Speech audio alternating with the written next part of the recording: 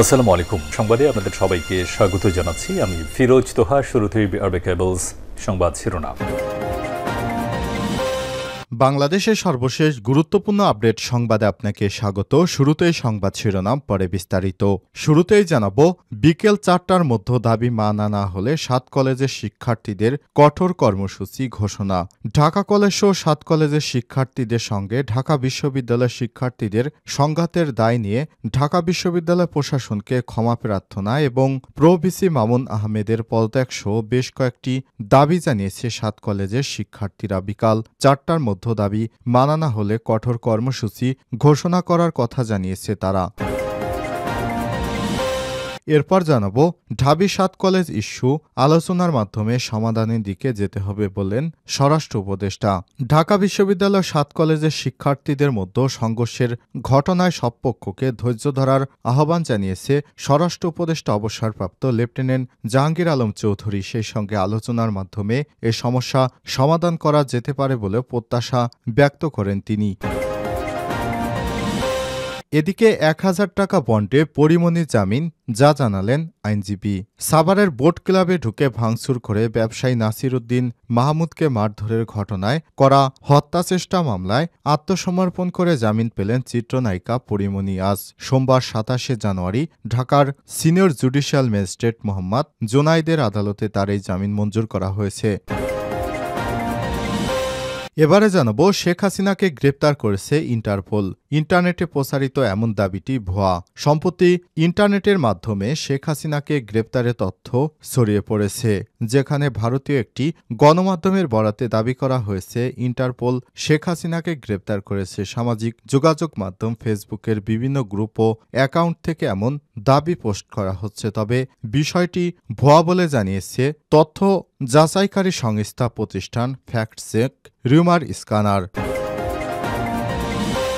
এদিকে খুলনা সহ ১৬ জেলায় জ্বালানি তেল সরবরাহ পরিবহন বন্ধ। খুলনা বিভাগীয় ট্যাঙ্কলরি শ্রমিক ইউনিয়নের সাধারণ সম্পাদক আলী আজিমকে গ্রেপ্তারের প্রতিবাদে দ্বিতীয় দিনের মতো কর্মবিরতি অব্যাহত রেখেছে ট্যাঙ্কলরি শ্রমিকেরা। এর ফলে খুলনা নগরীর কাশীপুর এলাকায় পদ্মা, মেঘনা ও যমুনা অয়েল ডিপো থেকে জ্বালানি তেল উত্তোলন ও ১৬ জেলায় পরিবহন বন্ধ রয়েছে। এবং সর্বশেষ জানাবো, নবম দিনের মতো অবস্থান কর্মসূচিতে ইবতেদায়ী শিক্ষকেরা।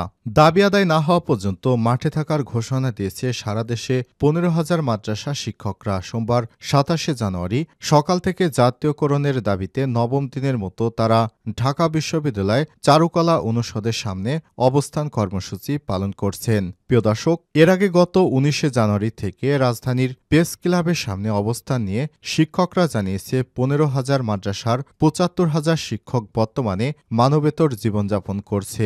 এতক্ষণ শুনছিলেন সংবাদ শিরোনাম, এবারে বিস্তারিত। তবে তার আগে বন্ধুরা, অনুরোধ থাকবে সংবাদটিতে একটি লাইক দিন। এই চ্যানেলে আপনি নতুন হয়ে থাকলে আমাদের সংবাদটি দেখতে দেখতে চ্যানেলটি সাবস্ক্রাইব করে রাখুন। কমেন্ট করে বন্ধুরা আপনার মূল্যবান মতামত জানিয়ে দিন আপনি বিশ্বের কোন দেশ থেকে বা বাংলাদেশের কোন স্থান থেকে আমাদের সংবাদটি দেখছেন এবং শুনছেন। এবারে বিস্তারিত। বিকাল ৪টার মধ্যে দাবি মানা না হলে ৭ কলেজের শিক্ষার্থীদের কঠোর কর্মসূচি।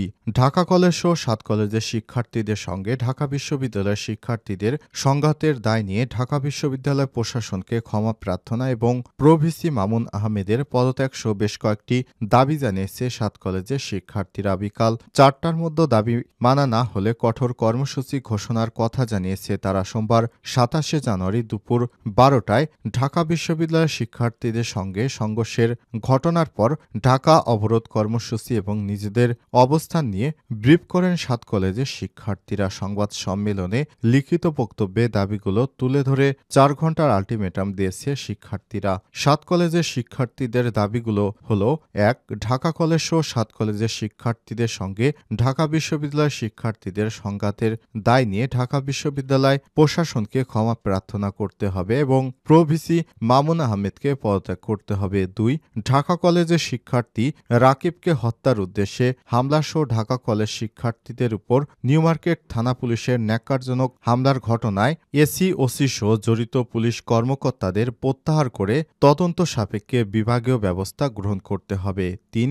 ঢাবি শিক্ষার্থী কর্তৃক ইডেন কলেজ ও বদরুন্নেসা কলেজ সহ ৭ কলেজের নারী শিক্ষার্থীদের সম্পর্কে কুরুচিপূর্ণ বক্তব্য এবং অশালীন অঙ্গভঙ্গির সঙ্গে জড়িতদের বিচারের আওতায় আনতে হবে। ৪.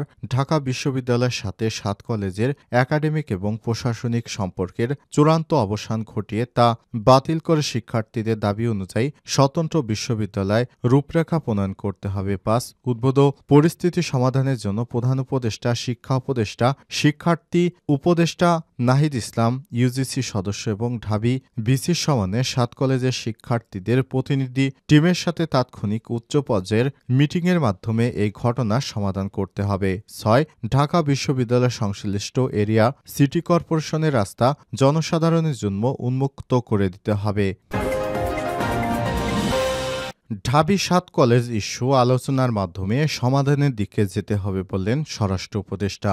ঢাকা বিশ্ববিদ্যালয় ও ৭ কলেজের শিক্ষার্থীদের সংঘর্ষের ঘটনায় সব পক্ষকে ধৈর্য ধরার আহ্বান জানিয়েছেন স্বরাষ্ট্র উপদেষ্টা অবসরপ্রাপ্ত লেফটেন্যান্ট জাহাঙ্গীর আলম চৌধুরী। সেই সঙ্গে আলোচনার মাধ্যমে সমস্যা সমাধানের বিষয় প্রত্যাশা ব্যক্ত করেছেন তিনি। সোমবার ২৭ জানুয়ারি সচিবালয়ে আইনশৃঙ্খলা সংক্রান্ত কোর কমিটির বৈঠক শেষে গণমাধ্যম কর্মীদের সঙ্গে আলাপকালে এমন প্রত্যাশা ব্যক্ত করেছেন তিনি। স্বরাষ্ট্র উপদেষ্টা বলেন, ঢাকা বিশ্ববিদ্যালয়ের শিক্ষার্থীদের সঙ্গে ৭ কলেজের শিক্ষার্থীদের সংঘর্ষের ঘটনায় স্বরাষ্ট্র মন্ত্রণালয়ের বিষয় নয়, এটি শিক্ষা মন্ত্রণালয়ের বিষয়। কিন্তু ল অ্যান্ড অর্ডার ইস্যু চলে আসায় স্বরাষ্ট্র মন্ত্রণালয়কে এতে যুক্ত হতে হয়েছে। তিনি বলেছেন, আলোচনার মাধ্যমে সমস্যা সমাধান হয়ে যেতে পারে। সবাইকে ধৈর্য ধরতে হবে, অধৈর্য হলে সমাধান হবে না। সবাইকে ধৈর্যের সঙ্গে এবং আলোচনার মাধ্যমে সমাধানের দিকে এগিয়ে যেতে হবে।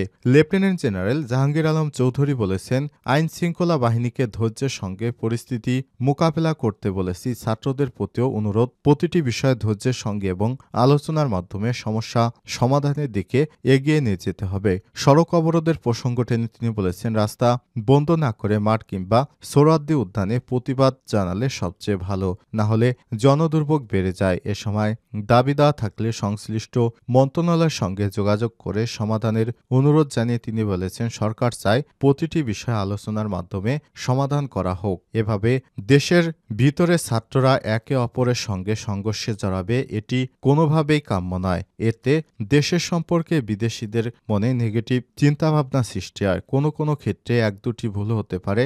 ধৈর্যের সঙ্গে মোকাবেলা করে সবসময় আইন শৃঙ্খলা বাহিনীকে নির্দেশনা দেওয়া হয়েছে, আপনারা গুরুত্ব সহকারে বিষয়গুলো হ্যান্ডেল করবেন। ১,০০০ টাকা বন্ডে পরিমনির জামিন, যা জানালেন আইনজীবী। সাভারের বোট ক্লাবে ঢুকে ভাঙচুর করে ব্যবসায়ী নাসির উদ্দিনের মারধরের ঘটনায় করা হত্যাচেষ্টা মামলায় আত্মসমর্পণ করে জামিন পেলেন চিত্রনায়িকা পরিমনি। সোমবার ২৭ জানুয়ারি ঢাকার senior judicial magistrate Mohammad Zonayed আহমেদের আদালত তার এই জামিন মঞ্জুর করেছে। সকাল ১০টার পর ঢাকার চিফ জুডিশিয়াল ম্যাজিস্ট্রেট আদালতে আসেন অভিনেত্রী।